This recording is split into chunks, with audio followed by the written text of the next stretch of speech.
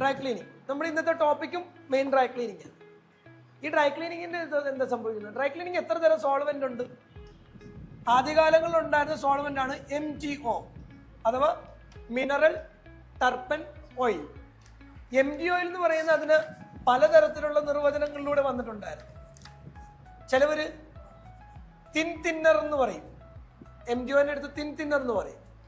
ചിലവർ ഇതിന് white petrol എന്ന് പറയും. വൈറ്റ് പെട്രോൾ വെച്ചിട്ടാണ് ഞങ്ങൾ ഡ്രൈ ക്ലീൻ ചെയ്യുന്നത്. തിൻ തിന്നർ വെച്ചിട്ടാണ് ചിലവർ MG ഓയിൽ എന്ന് തന്നെ പറഞ്ഞ് സർവീസ് ചെയ്യും. ചിലവർ പറയുന്നത് എന്താണ്,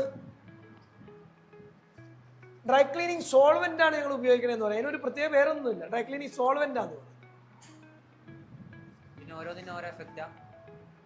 എഫക്റ്റീവ്ലി എല്ലാം ഒന്ന് തന്നെ, ഓരോരുത്തരും നാട്ടിൽ ഉപയോഗിക്കുന്ന പേരുകളാണിത്.